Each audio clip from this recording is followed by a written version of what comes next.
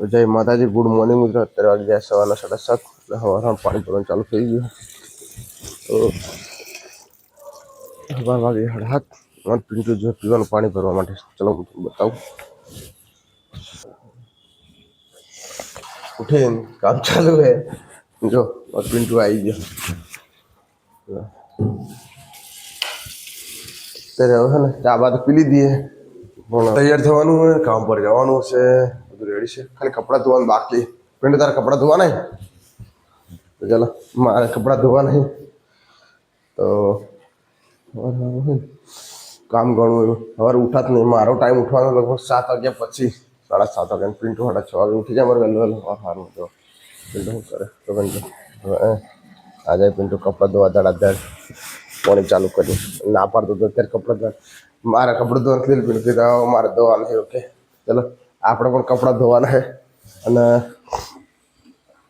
રૂમાલ ધોવાનો મારે આજે 2 દિવસ થઈ ગયા.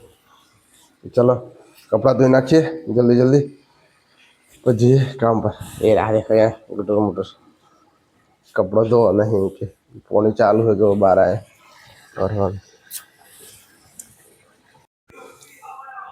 તો આપણે અત્યારે આવી ગયા રૂમ પર. સ્વેટર લગાવી દીધું પિન્ટાને. ઠંડી લાગતી કરી નાવાનું બાકી છે. પિન્ટુ ઘર હું તમને બતાવી. ચલો હા, પિન્ટુ એક જ રૂટીન. એના જો પિન્ટુ રોટલી બનાવવા. જો સબ્જી શું બનાવવાનું? સબ્જી દાળ બનાવવાની. દાળ જો આ પડી છે. ટામેટા પડ્યા તો દાળમાં ટામેટા નાખવાના. દોણા પડ્યા, લસણ ને ડુંગળી પડી છે. અને બીજું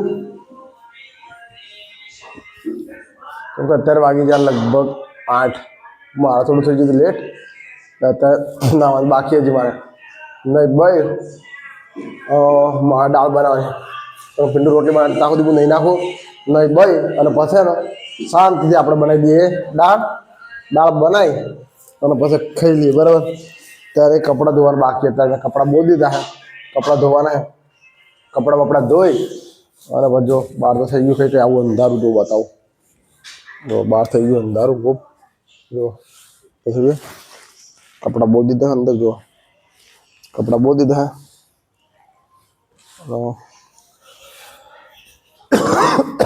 બહાર બહુ થઈ ગયું અંધારું ખૂબ. ગામડા જેવું બીક લાગે. અત્યારે જો સિટીમાં ના બીક લાગે. કેમ કે સિટીમાં લાઇટ ચાલુ હોય. ગામડામાં જો ગામડામાં લાઇટ ના ચાલે. ગામડામાં બધા ને ઝાડ જ દેખાય એટલે બીક લાગે કાયદેસર. અત્યારે આપણે કંઈ સારું હોય. સિટીમાં લાઇટો ચાલુ હોય એટલે રસ્તા પર બાઇકો બધું જાય એટલે ચાલુ રહે. તો આપણે પહેલાં તો નહીં આવીએ. પિન્ટુ તો જો મોબાઈલ જોતો જાય છે અને રોટલી બનાવે. ચાલો પહેલાં આપણે નહીં આવીએ. બરાબર. દાળ ભાત બનાવી દઈએ જલ્દી ફટાફટ. જલ્દી ખાઈ બઈ જલ્દી ઊંઘી જાય એટલે સવારે જલ્દી ઉઠાય કામ માટે. સવારે મારો ઉઠવાનો ટાઈમ લગભગ 7 વાગ્યા પછી.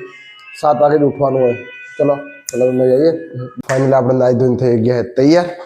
ને હવે ખાવાનું તૈયાર થઈ ગયા. બરાબર. દીવાબત્તી કરવાનું થઈ ગયું. ચલો પિન્ટુ ખાવાનું કાઢે. ચલો આ પિન્ટુ ખાવાનું કાઢી દીધું. દીવાબત્તી કરી દીધી રેડી. અને ખાવાનું કાઢે પિન્ટુ. લે પકડ મોબાઈલ પકડ. ચલો આપણે કાઢી દઈએ ખાવાનું. બરાબર. પહેલાં તો ખાવાનું કાઢી દઈએ. પાણી બાકી પેલું ખાવાનું કાઢી દઈએ. સબ્જી તો જો બનાવી છે દાળ. દાળ બનાવી છે. પેલા નજીક લાય. તો જો દાળ બનાવી છે. 1 નંબર ધોણા અને વટાણા ને બધું નાખીને બનાવી. લહણ ને બહણ પણ લહણ વધારે ખવાય રૂમ પર. તો જો આ કાઢીએ દાળ પેલી.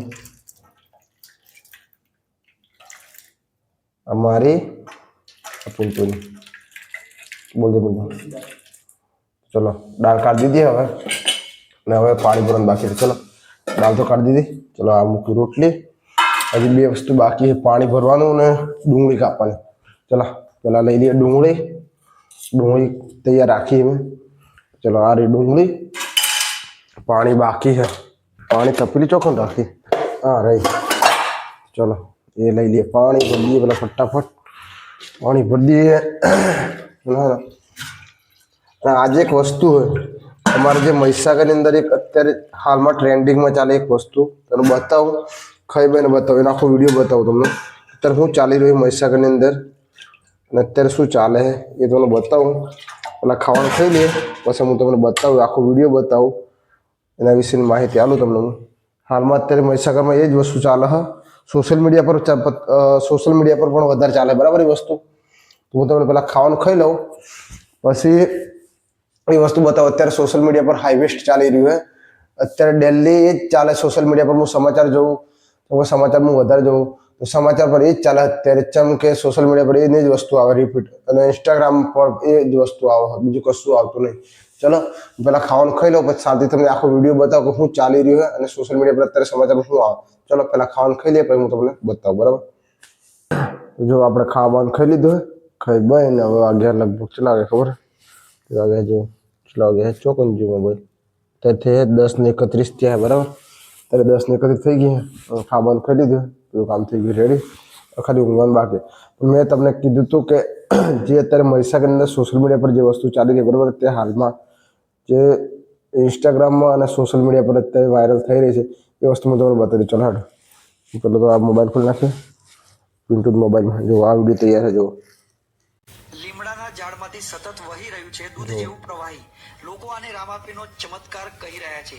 મહીસાગર જિલ્લાના અરીઠા ગામમાં આવેલું છે રામદેવ પીરનું મંદિર, અને મંદિરની બાજુમાં લીમડાના ઝાડમાંથી દૂધ જેવું સફેદ પ્રવાહી છેલ્લા 24 દિવસથી વહી રહ્યું છે, અને તે જોવા માટે આજુબાજુના ગામ લોકોની ભીડ ઉમટી પડી છે અને લોક ચર્ચાનો વિષય બન્યું છે. મહીસાગર જિલ્લાની પ્રથમ ઘટના કહી શકાય કે લીમડાના ઝાડમાંથી દૂધ જેવું સફેદ પ્રવાહી નીકળતું જોવા મળે છે, અને ગામના લોકો આને રામદેવ પીરનો સાક્ષાત ચમત્કાર માની રહ્યા છે. અને પૂનમના દિવસે અહીંયા ભવ્ય લોકમેળાનું આયોજન કરેલું છે. એડ્રેસની વાત કરું તો અરીઠા ગામ, જિલ્લો મહીસાગર, લુણાવાડા મલેકપુર રોડ પર આવેલું છે રામદેવ પીરનું આ મંદિર. મારું નામ સુખરામદાસ મહારાજ છે, અને આજે 30 વર્ષથી આ મંદિર બનાવેલું છે, અને 30 વર્ષથી હું આ મંદિરની સેવા પૂજા કરું છું. અને આ મંદિરની બાજુમાં એક લીમડો આવેલ છે. એ લીમડામાંથી આજે સતત 26 દિવસથી પ્રવાહી એવું સફેદ દૂધ જેવો વહી રહ્યું છે. લીમડાના ઝાડમાંથી તો મિત્રો તમે જે જોયું અત્યારે બરાબર કે લીમડામાંથી દૂધ નીકળે છે, અત્યારે જો લીમડામાંથી દૂધ નીકળે છે. મિત્રો સાચી વાત છે. એ અત્યારે મારા મહીસાગર જિલ્લાના મારા લગભગ ગામથી લગભગ 15 થી 20 કિલોમીટર દૂર છે બરાબર. અત્યારે ગામનું અરીઠા ગામ એક કોઠાની બાજુમાં આવેલું છે. તમારો ભાઈબંધ છે એની અમારા એ પિન્ટુના બાજુના ગામનું હોય. તો પિન્ટુ મને વિડીયો બતાવ્યો હતો, અને મેં પણ સોશિયલ મીડિયા પર જોયું હતું, ઇન્સ્ટાગ્રામ પર જોયું હતું કે જે મારું ગામ એનાથી લગભગ 13 થી 14 કિલોમીટરની અંતરમાં દૂરી છે બરાબર.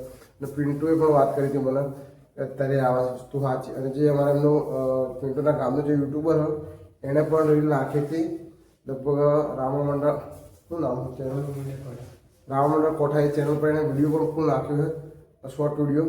અને આપણે પણ શોર્ટ વિડીયો નાખશું બરાબર, એમાં બતાવશું પૂરેપૂરું. તો જે અત્યારે ચાલે રામાપીર બરાબર, અત્યારે જે રાજસ્થાનની જે પબ્લિક છે રામાપીરને નહીં માનતી, પણ જે ગુજરાતની પબ્લિક છે એ વધારે પડતી રામાપીરને માને છે બરાબર. અત્યારે બધા 99% તો રામાપીરનું અત્યારે આખ્યાન ચાલે. અત્યારે શિયાળો બરાબર, શિયાળો બધા પડતા આખ્યાન ચાલતા હોય. તો જય રામાપીર. તો હવે ચાલો હવે જે અત્યારે ચાલે વાત સાચી બરાબર. ને હું તો રામાપીરને માનું છું, રામાપીરને ભક્તિ કરી એટલે આપણે બીજું તો કશું કહેતા નહીં જે હોય. તો ચલો હવે તો આપણે ખાવાનું થઈ ગયું.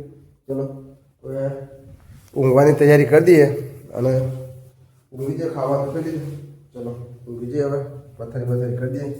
તો મળીએ ધમાકેદાર વિડીયોમાં. જય માતાજી, જય હિન્દ.